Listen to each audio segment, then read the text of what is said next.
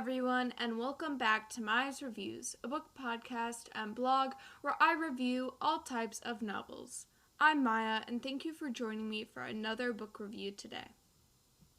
So before getting started, I just wanted to apologize that, again, for the second week in a row, the episode and review are out late.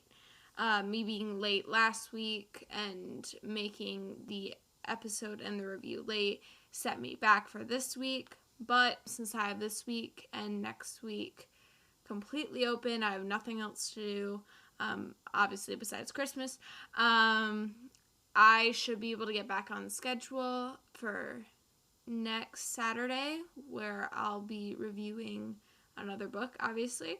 And then after next week, we're going to be going to the every other week, a new episode and new review. So hopefully that way I will have quality content out on time. I'm definitely going to be trying for that. And also, if you hear anything in the background, probably stuff going on downstairs. I think I mentioned last episode, I'm currently having my kitchen floor redone, so we're working on that. So just ignore any hammer noises in the background. It's not Thor.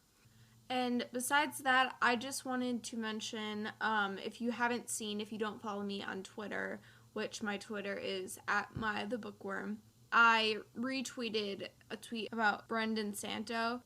Brendan was last seen leaving Yakeley Hall on MSU's campus on Friday, October 29th, shortly before midnight, heading towards the Brody neighborhood. Brendan is not an MSU student, but was visiting friends on campus. If you have any information, please contact the MSU police tip line at 844-99-MSU-PD. That's 844-99-MSU-PD or 844-996-7873. That's 844-996-7873. Or tips@police.msu.edu. Tips can be anonymous. There's an over $20,000 reward to anyone with credible information that leads to bringing Brendan home. And the post that I retweeted was handled by the Crime Stoppers of Mid-Michigan. So if you have any information, please contact the police tip line. Like I said, tips can be anonymous, but hopefully Brendan can be brought home. I just wanted to mention that really quick for those who don't follow my Twitter. And if you could go and retweet my retweet to spread awareness of his disappearance, that would be amazing of you. And besides that, I don't have anything else. But hopefully he can be brought home. And let's just get into the review. Today, I'm reviewing Cold the Night, Fast the Wolves by Meg Long.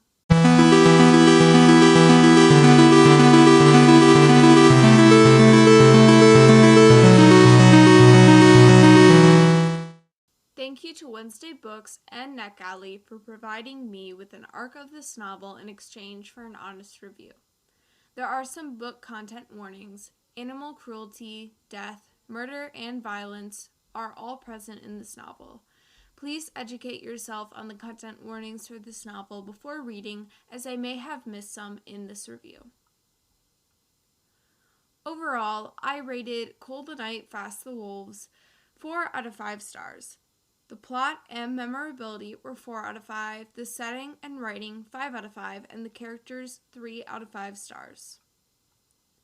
Thrilling and adventurous, Meg Long's debut novel is a solid sci-fi with compelling characters and obstacles set upon an icy planet that welcomes peril at every turn. Cold the Night, Fast the Wolves will be published by Wednesday Books on January 11th, 2022, and is 368 pages long.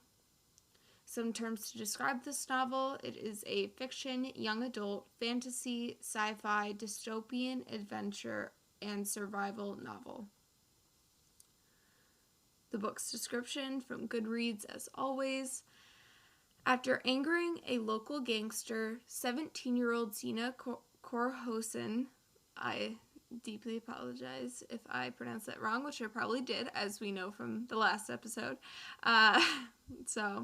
must flee with her prize fighting wolf Iska in tow. A team of scientists offer to pay her way off her frozen planet on one condition. She gets them to the finish line of the planet's infamous sled race. Though Sina always swore she'd never race after it claimed both her mother's lives, it's now her only option.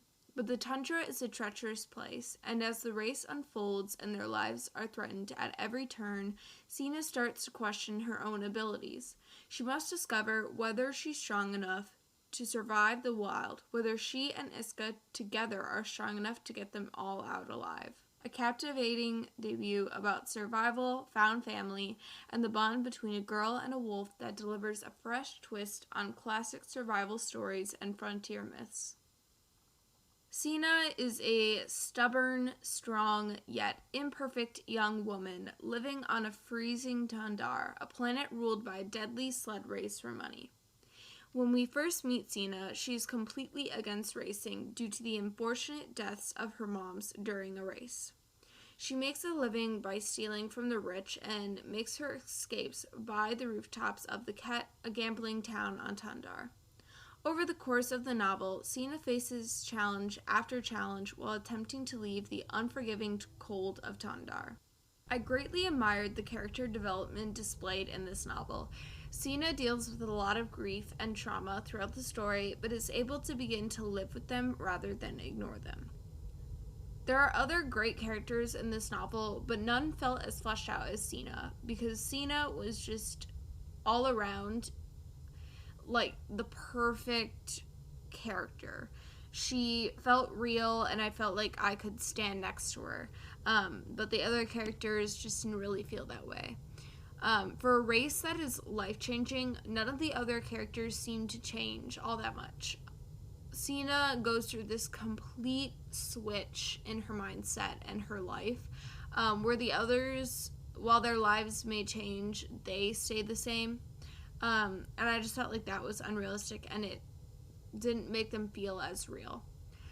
Some of the other characters that Sina meets include Professor Kassen, Tuluk, Panna, Remy, and Aska.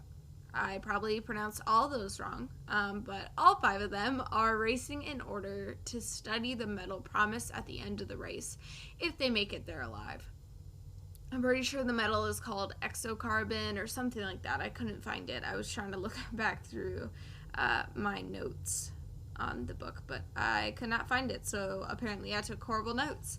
I was somewhat confused by the relationships that Sina seemed to have.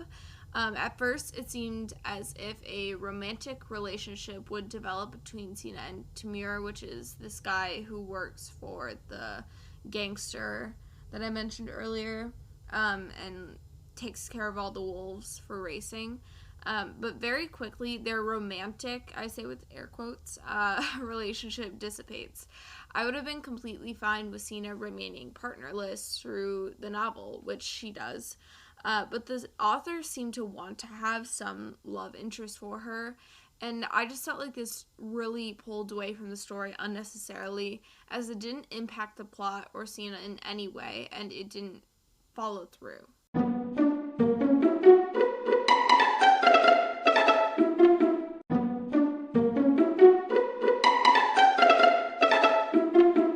It just didn't make sense to me, and it really distracted me. That's the only reason I'm mentioning this. I wouldn't mention it just to mention it. It really distracted me, and I was like, so is anything gonna happen? Or, now we're out in the wilderness racing, like, what's gonna happen? I didn't know. And then I was wanting her and Remy, I think is how you pronounce her name, to get together, but they didn't, so I was a little upset with that.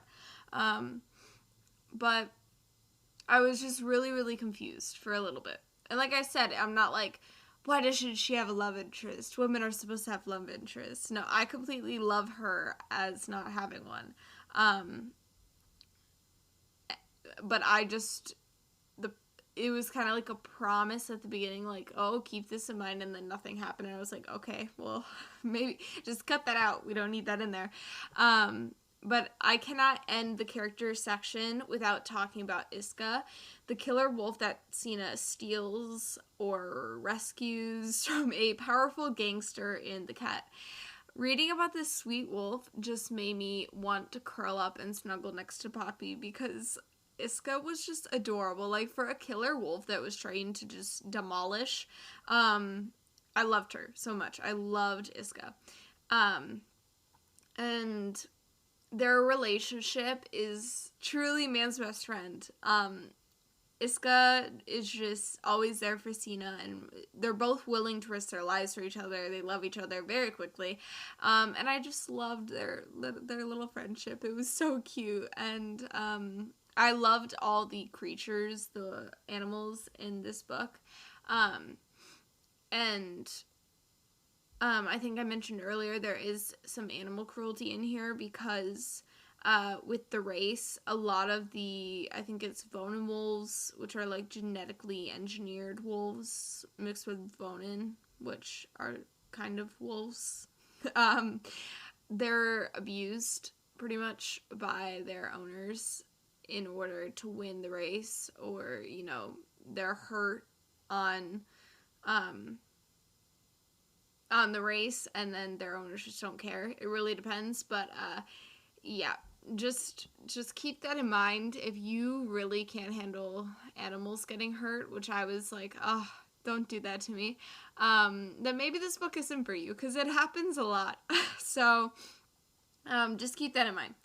But on to the writing and setting, which I'm really excited to talk about the setting. I was in love with the descriptiveness of this novel. I could picture the biting cold and the monstrous beasts that inhabit Tundar. It really, the way that the author describes the world around Sina is amazing. Like, it was perfectly done. And the setting is my favorite part, so I found it really cool that it was so descriptive, because this is not our planet, so we don't know what it looks like. So the way that the author made you feel like you knew Tundar was really, really cool.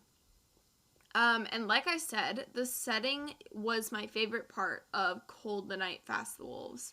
Cold, desolate, and almost unsurvivable, Tundar presented the perfect obstacles for Sina, which really made the progression of this novel interesting and adventurous. And I don't know if any of you have played Horizon Zero Dawn, specifically the Frozen Wilds part of that game, but this novel really reminded me of the feeling I got from playing that game, which is one of my favorite games, by the way, so I love this. Like, Aloy and Sina are very much powerful women just braving the wilderness and trying to make a change in their lives. And so I really felt like when I played Horizon Zero Dawn for the first time, I had so much fun. So reading this for the first time, I had equally as much fun. And it was like a new but familiar experience. Like, I was so glad to have that feeling of just adventure again that I got from Horizon. And then this book provided the same thing. So I was really, really excited about that. And the creatures that inhabit Tundar made me as interested as Panna to understand the ecosystems of this icy edgeworld planet that Meg Long created. Really, the creatures are fantastic. You have the goblins, the Vonin wolves, the bears, a lot of mythology type, not mythology, but like myth, folklore kind of things till they're real, and Sina has to actually survive them in the wilderness, and I found it really, really cool. Just the way that Sina interacts with the wilderness and has to survive is incredible. And so that was my favorite part of the novel. And finally, onto the plot. Cold the Night, Fast the Wolves was fast-paced and addicting. With thrills and adventure around every corner, I could not put this novel down. As I've mentioned previously, the obstacles that obstruct Sina's path to leaving Tundar behind provide exhilarating action scenes and realistic struggles. The only complaint I had about the plot was that I felt it was a little too predictable. The big twist at the end where Sina, by the way, I'm not gonna give you the actual twist, I'm just giving an example somewhat. But the big twist at the end where Sina discovers the true nature of her mom's deaths, because she knows that they died during the race, but no one knows how they died. It's kind of just glazed over, and I had a general idea of what she was going to discover, so it wasn't that exciting. The most exciting part was the race, because there were so many challenges during it, which is the middle of the novel. So the first part and the last part are slower compared, but they're still pretty fast paced. But really the middle of the novel, the meat with all of the racing and the adventure and the peril, was my favorite part. And so the end was a little bit of a letdown in terms of the amount of action that had taken place throughout the novel. But you know what? Sina deserved to break, so we'll give her a break. But regardless, the novel was pretty cohesive and perfectly mixed its thrills with a solid storyline. I really enjoyed reading Cold the Night, Fast the Wolves, and getting to know Sina and Iska throughout their trials and treacherous adventures. I loved the feeling it gave me as I read it. I loved the adventurous vibe to it. I just loved this novel overall.